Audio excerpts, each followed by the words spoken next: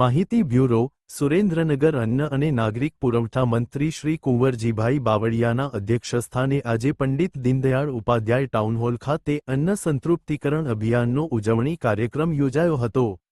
આ કાર્યક્રમમાં સંબોધન કરતા અન્ન અને નાગરિક પુરવઠા મંત્રી શ્રી કુંવરજીભાઈ બાવળિયાએ જણાવ્યું હતું કે આહાર, આવાસ અને આરોગ્ય થકી ગરીબોનું સાચા અર્થમાં સશક્તિકરણ કરવાનો વડાપ્રધાન શ્રી નરેન્દ્રભાઈ મોદીજીએ સંકલ્પ કર્યો છે, જેના પરિણામે કેન્દ્ર અને રાજ્ય સરકારે આહાર, આવાસ અને આરોગ્યલક્ષી સેવાઓ જનજન સુધી પહોંચાડવા અનેક કલ્યાણકારી યોજનાઓ અમલી બનાવી છે।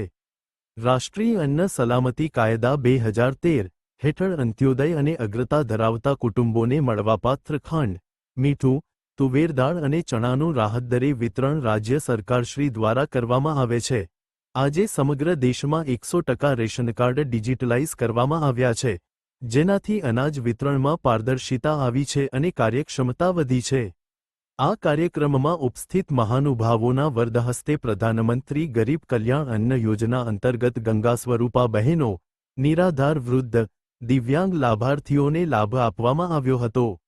આ પ્રસંગે જિલ્લા પંચાયત પ્રમુખ શ્રી હરિકૃષ્ણભાઈ પટેલ, તાલુકા પંચાયત પ્રમુખ શ્રી અંબારામભાઈ દેવૈયા, અગ્રણી સર્વે શ્રી હિતેન્દ્રસિંહ ચૌહાણ, શ્રી જીજનાબેન પંડ્યા, શ્રી વૈભવભાઈ ચોકસી, જિલ્લા કલેક્ટર શ્રી રાજેન્દ્રકુમાર પટેલ, જિલ્લા વિકાસ અધિકારી શ્રી કે.એસ. યાજ્ઞિક, સંયુક્ત નિયામક શ્રી ચેતન ગાંધી, જિલ્લા પુરવઠા અધિકારી શ્રી એ.જી.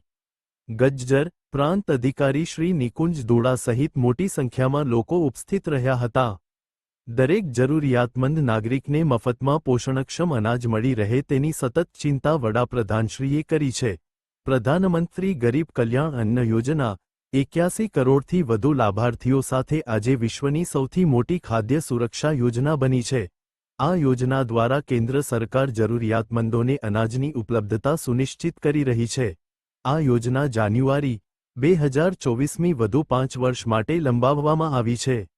ગુજરાત સરકાર દ્વારા પ્રધાનમંત્રી ગરીબ કલ્યાણ અન્ન યોજના હેઠળ વર્ષ 2024માં અંદાજિત રૂ.7529 કરોડના ખર્ચે 91 લાખ ટન અનાજના જથ્થાનું વિતરણ કરવામાં આવ્યું છે।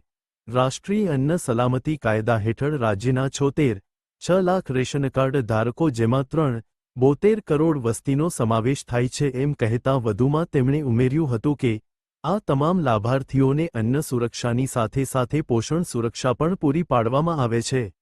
આ અભિયાન હેઠળ સુરેન્દ્રનગર જિલ્લામાં 33,583 ગંગા સ્વરૂપા બહેનો, 37,671 નિરાધાર વૃદ્ધ વ્યક્તિઓ તથા 1,896 દિવ્યાંગ વ્યક્તિઓ એમ કુલ 73,150 લાભાર્થીઓનો સમાવેશ કરવામાં આવ્યો છે।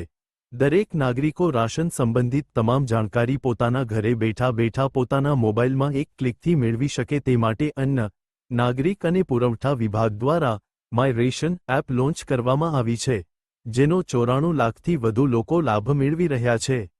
વધુમાં તેમણે જણાવ્યું હતું કે સુરેન્દ્રનગર જિલ્લામાં કુલ 536 વાજબી ભાવની દુકાનો આવેલી છે, જ્યાંથી પાત્રતા ધરાવતા લાભાર્થીઓને મળવાપાત્ર અનાજ તથા આવશ્યક ચીજવસ્તુઓનું સરકારશ્રીની જોગવાઈ મુજબ વિનામૂલ્યે, રાહત ભાવથી સમયસર, સુચારુ અને સુદૃઢ રીતે વિતરણ થાય છે। હાલ સુરેન્દ્રનગર જિલ્લામાં કુલ 2,53,008 કુટુંબોની 9,89,884 જનસંખ્યા રાષ્ટ્રીય અન્ન સલામતી કાયદા અંતર્ગત લાભ મેળવે છે।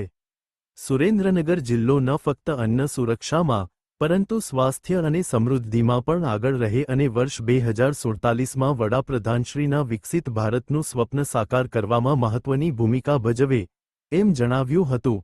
નાયબ મુખ્ય દંડક શ્રી જગદીશભાઈ મકવાણાએ જણાવ્યું હતું કે વડાપ્રધાનશ્રીએ કોઈપણ ગરીબ કે છેવાડાના વ્યક્તિને ભૂખ્યા ન સૂવું પડે તેની હરહંમેશ કાળજી લીધી છે। વડાપ્રધાનશ્રીએ ગરીબોના રાશનની ચિંતા કરીને પ્રધાનમંત્રી ગરીબ કલ્યાણ અન્ન યોજના શરૂ કરાવી તેના પરિણામે કરોડો લોકોને વિનામૂલ્યે અનાજ મળ્યું છે। અન્ન સંતૃપ્તિકરણ અભિયાન, રાષ્ટ્રીય અન્ન સુરક્ષા અધિનિયમ 2013 અને પ્રધાનમંત્રી ગરીબ કલ્યાણ અન્ન યોજનાથી ગરીબ અને નબળા વર્ગના લોકો સુધી પોષણયુક્ત ખોરાક પહોંચાડવાનો એક અભૂતપૂર્વ પ્રયાસ છે।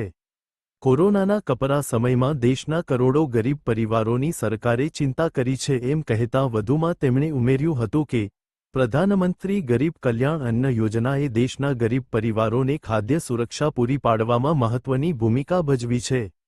સાંસદ શ્રી ચંદુભાઈ શિહોરાએ જણાવ્યું હતું કે ગુજરાત સરકારનું અન્ન સંતૃપ્તિકરણ અભિયાન એ રાષ્ટ્રીય અન્ન સુરક્ષા અધિનિયમ 2013નો જ એક ભાગ છે, જેનો હેતુ વૃદ્ધ, વિધવા તથા દિવ્યાંગ લોકોને આ યોજના હેઠળ સમાવેશ કરી તેઓને પોષણયુક્ત અનાજ પહોંચાડવાનો છે.